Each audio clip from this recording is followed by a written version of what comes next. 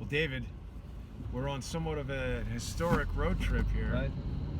We're headed to the Piggy Palace Good Times Society. This doesn't work so well in the car. Okay. Headed to the Piggy Palace Good Times Society to see what's there. It's possible that it's developed over, that there will be nothing there. But we're in British Columbia right now, driving around. People can see the neighborhood is quite actually nice. Everything looks new, newly developed. I think these are some of the new homes that we've seen when we've looked at this before on Google Earth and stuff. So we thought it would be a good idea to just come over here and see what's happening. Wow, there's a company there called Sesco. It's similar to Serco in the name. Well, it's interesting. Onto Dominion Avenue. I think, yes, we're joining Dominion. Excellent. Yeah, now, you'll probably notice that you're driving through what was potentially very good agricultural property. And one of the arguments that was made as to why Mr. Pickton and co. might want to participate in what took place at the pig farm, which is serial killing, probably the most important serial killing. Turn left onto Prairie Avenue. In North America, 60 women, and I have some friends in the First Nations community who say there's probably 100 women were killed out there. Wow.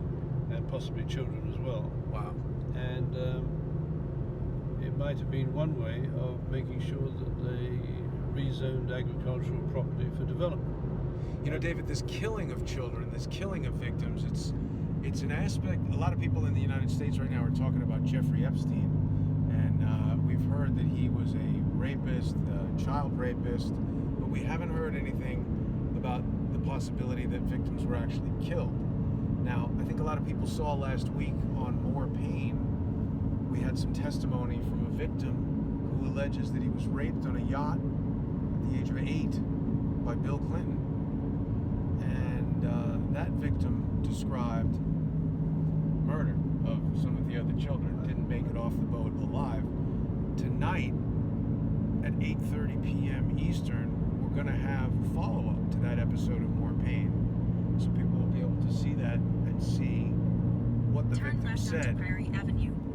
But I'm wondering if there is any tie between Jeffrey Epstein, this type of activity at the pig farm. I mean, we're talking about Starnet Communications. They, according to your theories, right, have received content, or were potentially making snuff film movies with these First Nations prostitutes who were killed at the pig farm. Turn left onto Fremont Street. And you've introduced this term, the Lolita bed. So we've got the Lolita Express, which is a 50-year-old 727 aircraft with a bed on it. You might have a bed on an aircraft like that, relatively short range compared to other business jets. But you also might have a bed on that aircraft so Turn that left onto Fremont Street. your world-leading guests could rape child victims on a plane that flies to Jeffrey Epstein's island and then buries the dead victim so that nobody ever knows where they went or what happened to them. There's no evidence and there's no witnesses. Or you take your children to Africa In a quarter mile, in the turn plane, right onto Riverside Drive. and then invite some high-flying diplomat or politician onto the plane, or you take the children to a hotel, right, and use them as bait in a blackmail network, which I think is extraordinary when you look at the recent news that Serco has just paid, I believe, £24.3 million as a fine in respect of the offender or prisoner Turn tagging right onto fraud. Riverside Drive. That's even more than their first fine, isn't it? No, the first fine was much bigger. Ah. But the interesting thing, and that was primarily, I believe, a disgorgement of profits, right here. Yeah. So this is Riverside In 3/4 Terrace. of a mile, turn left onto Nilegate. But, Beautiful neighborhood of very new-looking homes. Yeah, yeah. But if you go back to the Jerome Lemelson patent of prisoner tracking, or parolee tracking, using artificial intelligence algorithms, it strikes me that you could actually have your virtual blackmailer tagged, but staying behind bars, and then driven by a real human being with a track record or expertise in these kind of things, traveling around cyberspace and actually blackmailing people, right? By setting them up, for example, in a 4-star or 5-star hotel and arranging through the network that they would be delivered to the hotel room, say 4-star, 5-star guest, a young child, and the encounter with the child would be recorded in, let's say hypothetically, what I've called a Lolita bed. Huh. And then you collect the DNA and what have you, and basically you very quickly, with it looks like Epstein's operation around the world, you've got a global network, and the women that he was working with were recruiting other girls to recruit other girls. Right. So there was a multiplier effect. So Lord knows how many children were available on, and this is very important, the National Centre for Missing and Exploited Children database, set up by Phil McConnell's sister Christine Marcy in 1984. We should also point out that Christine Marcy was aggressively protected by Kevin Marsden and at one time David Swiger. I don't know why those guys would so aggressively protect. Well, this comes back to my theory, and it's sort of developing on the fly, but that's yours and my privileges of discovery, is the idea that there is a global network of blackmailers, virtual blackmailers, who can operate from jail or on parole and could contact you. Remember the bane of my life, or our life, was Kevin Marsden? Yeah. Right? The tattooed guy who apparently Mr. Swigert claims I've given him PTSD, which is... Wait, Turn look at left this. onto Nile Gate. So there's some open land there. We're making a left here. Yeah, I don't know about the PTSD. I saw something somewhere else that he got hacked or... But he's supposed to be ex-military, right? That's what he said, yeah. Ex-British Army. In a quarter mile, turn right onto Dominion Avenue. So now let's look forward here because it looks like we're getting to some okay, now can we park here and step out? Yeah, I guess so. Doesn't look like we can go in. Well, but it looks like that is, let's take a look at what we've got here. That probably was the pig farm. Let's take a look.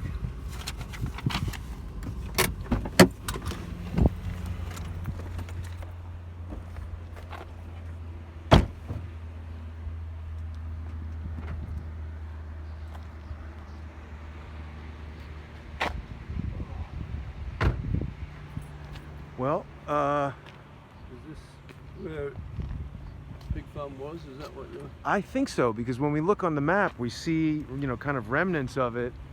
Yeah, these rolling hills and piles of dirt.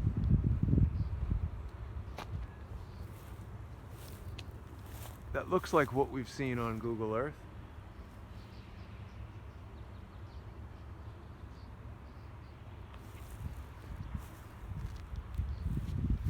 Now, Here. just to give you a little bit of context, there used to be Friday night raves at the pig farm, Mm-hmm.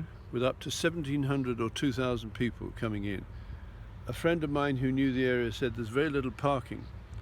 So I don't know if you've ever organised a party for that many Thousands? people, Not really. right? But apparently they could sit down and have a meal. And it may be that the listeners have trouble getting their heads around this, but there was a fridge full of body parts, right, including skulls split down the middle with a chainsaw, with feet in the skulls, Just etc., brutal. etc. Brutal beyond belief. And a woman said that she came across Willie Pickton skinning a woman, right, up on a hook. He was just doing it. Just after the one of these raves. Wow. But Willie Pickton was charged with murder. The Crown tried to present evidence that he couldn't have been acting alone because the MO of Willie Pickton allegedly was a strangling cord and maybe antifreeze injected into the blood. But with most of the body bits were ground up and entered the food chain, and it is believed that they had cannibal feasts out of the pig farm. Now this is beyond horrific, right? But 6 of the body parts that had sufficient, I think it was primarily the skull, they had bullets in them. So as you know, I like to investigate patents to see if there's any relevance between what can be found in the patent office and the signature at the crime scene. And years ago, I think probably early on when I met you, I found this biological bullet, Yeah. right? And because I believe these people are engaged in sportsbook betting on the length of time a high value victim, and you see now these women would be high value victims if they were used for blackmail. that is, say, if amongst the 1,700 people that showed up at the pig farm, I believe many of them flew in, right? And I don't know if you remember the section 1952 of the American Criminal Code about murder for hire. Oh, right. Anyone who uses or travels or induces the victim to use or travel in interstate foreign commerce for the purposes of murder for hire, where death results, is looking at life imprisonment or the death sentence. Yeah. Does Canada have the death sentence? No, Nothing this like is just that. the United States. This is where all the hoods, when RICO was passed in the States, Yeah. they all came to Canada. Right. In Montreal and in Vancouver. And some really hard-nosed criminals, Victor Rizzuto is one in Montreal, but I digress. So in Canada, in BC, back in 1996, the Canadian federal government granted a charitable status to Piggy Palace Good Times Society, which was given a license to operate sports and entertainment events. Uh-huh. So it was a working pig farm. So what an odd anomaly, right, for the federal government. Yeah. But I think what the federal government, or elements within the federal government did, they wanted to create something outside the reach of the FBI, where they could develop the technology to make and market hardcore adult and child pornography mixed with online support for gaming or wagering Uh-huh. of the kind which might be described by Charles McNeil, or long gone, the guy who invented point spread betting, Yeah. sportsbook betting, right? Now the biggest sportsbook betting operation in the world is William Hill of the United Kingdom, which has captured 70% of the Nevada gaming market. That's now, how does it astounding. do that? Well, I think, make an allegation, well, I don't know whether it's an allegation or not. I guess it is. I'm saying, if they have access to a list of people who could be given virtual blackmailer status in the prison, right? So let's say Christine Marcy, Phil McConnell's sister, puts in the 3 adjacent cells an ADX Florence, a Supermax jail. Yeah. Ramzi Youssef, who bombed the World Trade Center in 1993, Ted Kaczynski, the Unabomber, and Timothy McVeigh, the guy allegedly who blew up the Murrah building Right. in Oklahoma City. Yep. Potentially, you've got 3 virtual blackmailers. They all have intimate knowledge of whatever it was their particular crime scene was. They're networked with other evil people, etc. So why wouldn't you frame someone as the bomber of the World Trade Center? Well, I do believe that's what happened with Timothy McVeigh. Cody Snodgrass talks about that. I hate to digress, David, but let's take a look at the surroundings here. I guess that's a hay baler or something, some kind of farm equipment. And we've got these large cement blocks that. This looks like more like Piggy Palace, I think. This area here. Yeah. Well, we've got this big sort of hill with. I mean, this looks like something that perhaps an earth mover created a pile of dirt, and this foliage grew over it. When did this all happen with Willie Pickton? He was arrested in 2002. Oh, so I mean, many years ago, of course. Yeah. And then we've got all this stuff over here. So why did they leave all this land, David? It seems like this would be. I think it's still, much of it is still in the Pickton family property, right? And my understanding is Linda Pickton, the sister of the 2 brothers, she found the money. She was into real estate with Gordon Campbell, the former premier of the province of British Columbia, and was great friends in the real estate world. So wait a minute, the Pickton family was friends with the former. Linda Pickton, the sister, was in real estate, right? And she provided the loan, or organized a loan to the brothers to build the nightclub at the barn. That the government gave a license Yes. to host events, even Yes. though it was a pig farm, and there's probably no other pig farm anywhere in the world that has a license to host sporting events. Sporting events, right? Well, sporting event is not a million miles away from a sportsbook event, is it? Right. Yes. So the idea is, I believe what they were developing was the technology. So it had a very interesting. It had 3 levels. These crimes. There's the deprived community that we visited yesterday, right? Which for me is a victim and a target. People probably won't see that video until later, but we did visit it yesterday. All right. Which is basically a target community where women can be picked up, primarily First Nations, on drugs, whatever, arrest records, and they can they don't really have a support group. Many of them are itinerants. They've just come in, right? Because it's a place to get food and shelter and that sort of thing. And then they can be picked up and taken to the pig farm. I would imagine, much like a prison, there's some sort of social hierarchy there on the street. Probably, protected. So Willie Pickton, I believe, was the body man. He'd abduct the women, bring them out to the pig farm, and then the women would be used during these sporting and social and entertainment events. Right. With up to 1,700 people in the audience. Well, that reminds me of the Mendenhall, story. Oh, yes, right? yes. Where we have an interesting lead, perhaps to Nicholas Soames, that can be explored elsewhere. But the idea of humiliating the victim Right. in front of an audience, and in a sense, when you humiliate the victim in front of a large audience, you humiliate the audience. That's right. And certainly because- entrap them in Exactly. participating in a rape or Right. not. So you leave, any of the participants there are left in the conundrum of, do they tell the police that this Right. has just happened and risk being killed by the criminals? Or do they keep it secret, and now they could be charged as a conspirator? You read it. So if you travel around on the Epstein plane, Yes. Bill Clinton 26 times, allegedly Hillary Clinton 6 times, Yes. and there's a Lolita bed, or when you arrive on the island, however you get there are chalets with Lolita beds, and then there are underground tunnels, which may be where all the evidence has been gathered and has been burned or destroyed, because there was a story about the island being burnt down. Well, I wanted to address that, You have a David. drone, right? The drone, it's not mine, but there is some new drone footage that's just been released the other day that shows some of the details of the island. It shows it in higher resolution and more detail than I've certainly seen before. And it revealed a sort of a pit, Mm-hmm. which to me, the only thing I could think of is that it looked like a mass grave. And when I was looking on Google Earth before we came here, I don't know, I mean, obviously this has been, this land, Up and regraded or whatever you call that, but it certainly seemed from the Google Earth footage like there may have been a similar mass grave here. Let's take a look over here at what this earth moving equipment might be doing.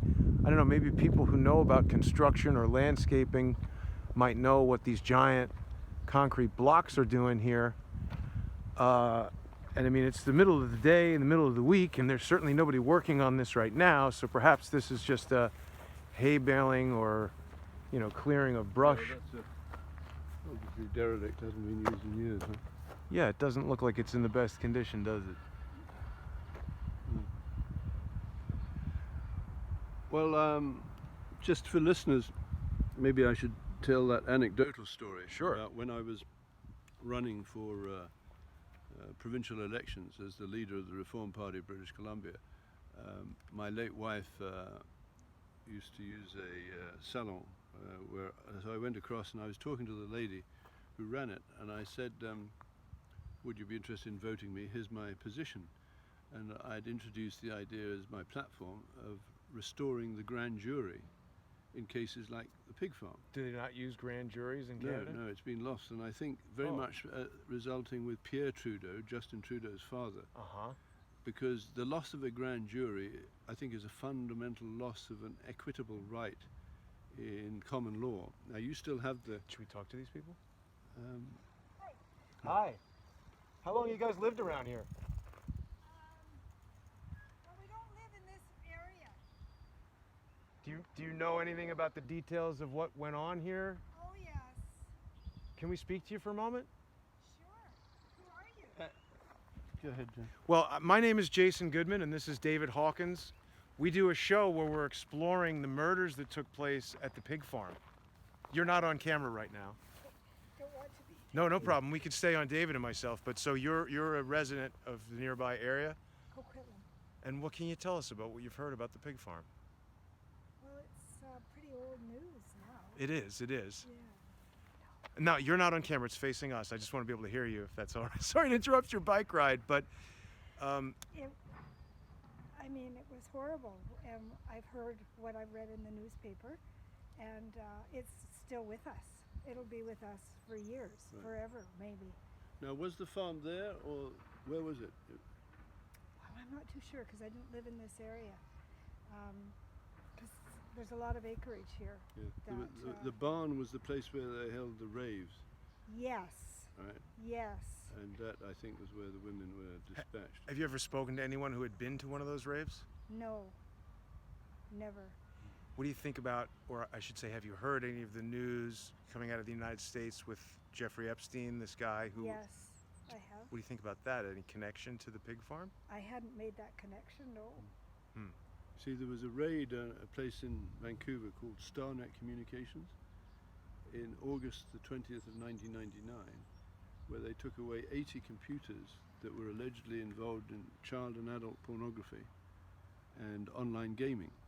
But we don't know. We're trying to find out where that system, that network, was taken. Right? I remember the name. Starnet Communication? Yes, You do? I think we had it when we were in Alberta. Well, there are a number of names with general. This was a very specific communication okay. that was involved in this marketing of child and adult pornography. Do you remember hearing about a I raid? don't think I can No. offer anything. No problem. Thanks very All much. right, thank you. Your face is not on. Not on at all. Not at all. Not at all. Okay, thanks. All right. Well, it's interesting to get the insights of local people. Certainly the woman remembered it. It's a story that No everyone... one wants to talk about it. Well, she may not know, but... So... So her husband's probably going to ask him to come down. Well, I mean, it's interesting to be here, David. I mean, I think we're sort of seeing what we anticipated we might see, which is, you know, it's... Not much, but certainly the spirit of this place lingers on for me, because I hate to think that those people have not been given justice. And their children, for example, if there were 60 women killed out here at this pig farm, maybe there's 100 children. What's happened to them? Right.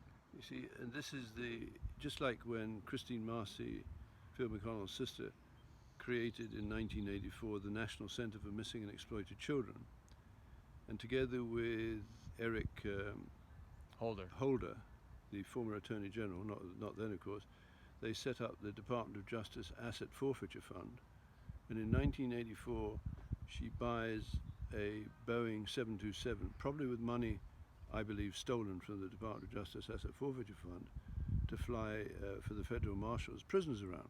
I don't know if we've discussed on air, I know you and I have talked about it, but the coincidental similarity in aircraft models between Yes. the first aircraft for Con Air and Jeffrey Epstein flying this 727. So perhaps there's some technology specific to the 727. We do know from James Patterson's book that Jeffrey Epstein's jet was customized with a trading floor, according to Patterson. Now that's vague. We don't know what technology would be involved in enabling an aircraft to have a trading floor. I imagine high-speed air-to-ground communications. And time-stamped transactions. Just like low latency or zero latency. Yes, and the only zero latency system today, I believe, is controlled by the British. In fact, more specifically, through the National Physical Laboratory in Teddington and Middlesex, which has been run by Serco since 1994, right? Another one of these crazy outsourcing arrangements, where you have a private company, which in 2000, in its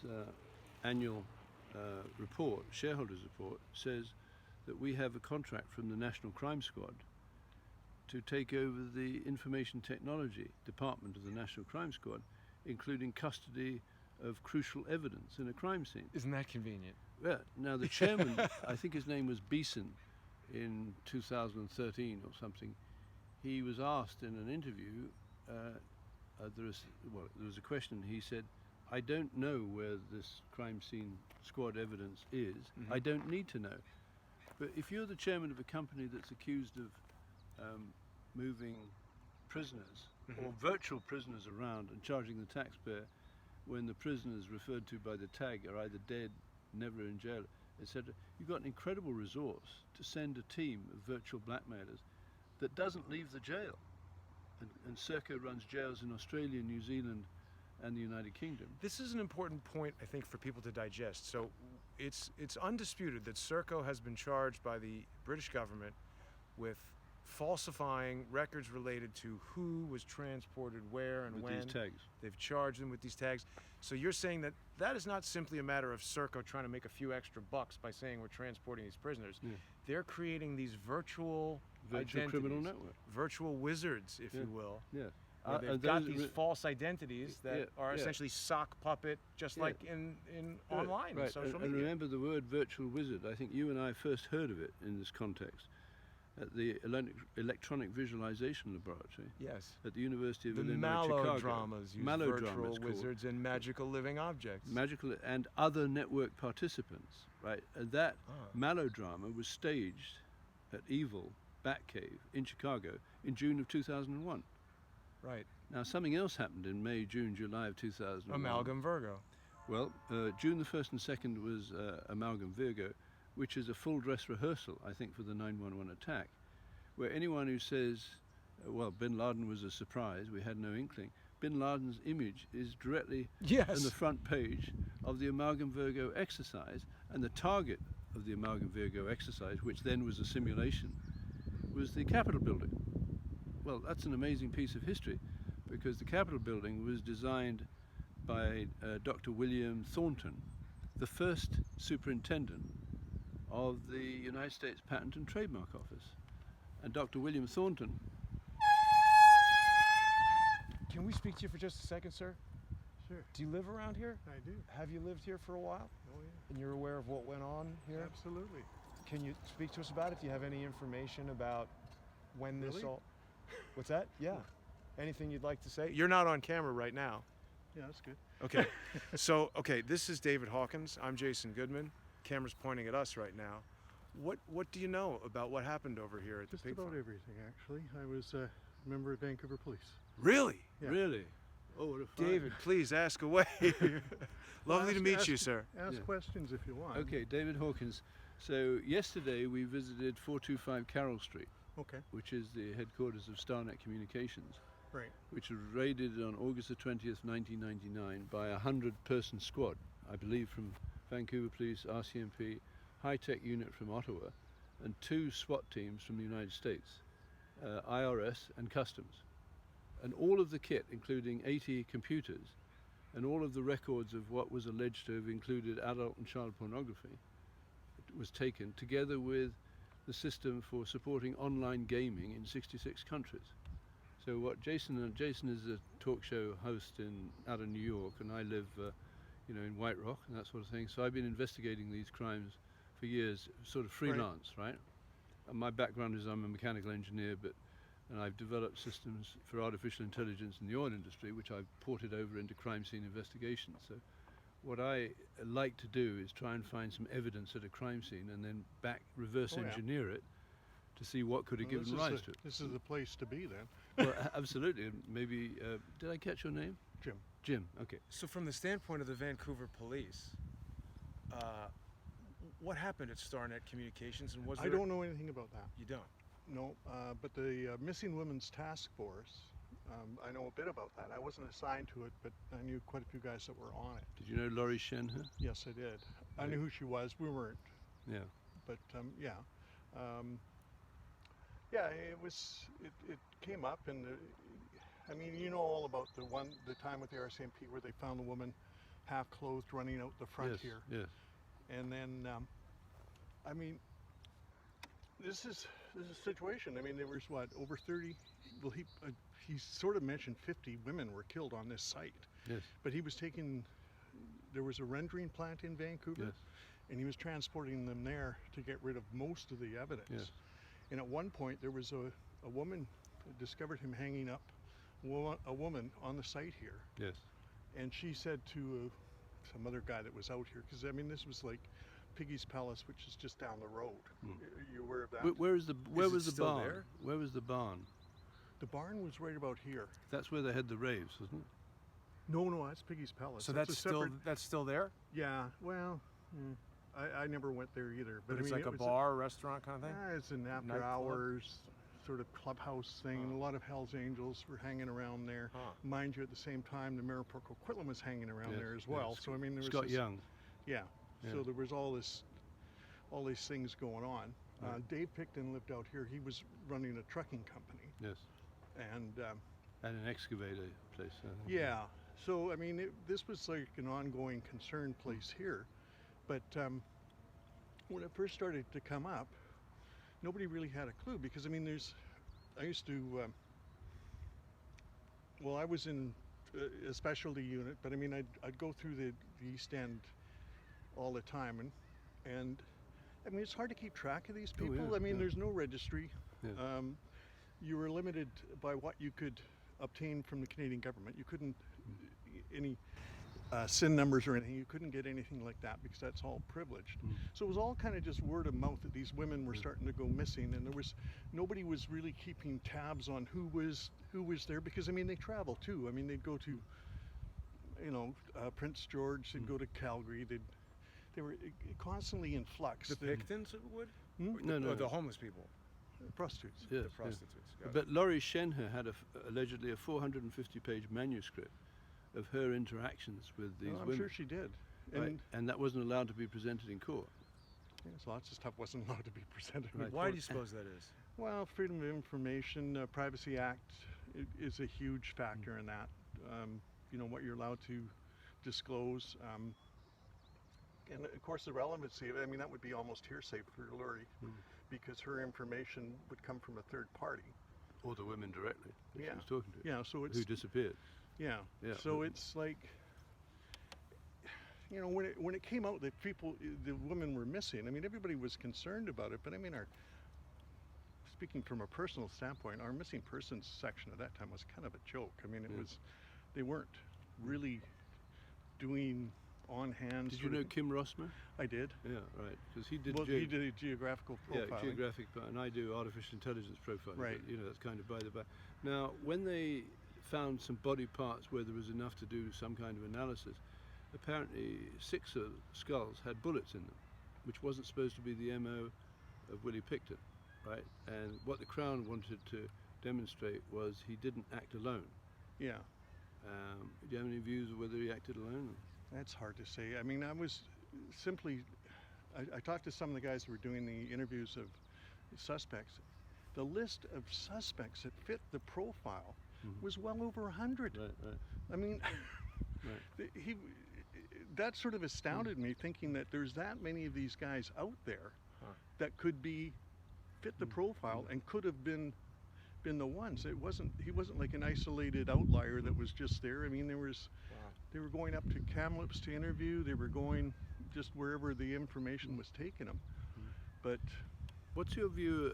Allegedly, they had raves on a Friday night, and 1,700 people to 2,000 people showed up, and the DOA, Dead on Arrival band, would play music there. It's occurred to me that this would be a very good tool for blackmail. You bring some people out there. Oh, I'm sure it probably is. Right. I mean, and don't forget that the Angels were very involved in Piggy's Palace down there. Yes, which was a federally registered society. Piggy Palace, good times. Yeah. So there you go. I mean, it's someone in the federal government decided that these would be the kind of groups that you'd issue a license for sports and entertainment events. Yeah. I mean, this is a totally different jurisdiction than Vancouver. So I mean, I only know this because I was living out here, and I'd never even heard of Piggy's Pickton, quite honestly, before it started coming up in the investigation. But I talked to a friend of mine on the force, and he lived out here, and he was well aware of the shenanigans that were going on there. There's a lot of drug dealings, prostitution, the usual sort of stuff. So it was pretty well known amongst this community here. But it was, again, you think about it, tying the dots from here to downtown East Side with the women. And he'd pick up some of the women, he'd pick them up on Kingsway, he'd pick them up on Franklin, which was kind of the main street of prostitutes in Vancouver at the time. He'd go out to Surrey, he could pick them up there, because a lot of times they'd just get in cars and they'd go. And then they'd get off, and then they just sort of, well, we call it hitch hooking, back to where they wanted to go and stuff like that. So there was like, you just didn't know where any of these women were. And, as far as not picking up welfare checks or anything like that, we had no access to that information at all. That was like a totally separate, and police were closed off to that. So it's almost as if someone planned this and knew how to defy. He pretty much, I think, knew that the clientele that he wanted, and knew sort of like how helpless they were. I mean, he was taking, really at-risk women and just relying on the fact no one had noticed that they'd gone or care. Or care, yeah. Yeah. I mean, it was, But apparently Starnet, they had, I mean, this is the allegation, they had torture studios there. So they were taking vulnerable women and actually torturing them in front of the I camera. wouldn't doubt it.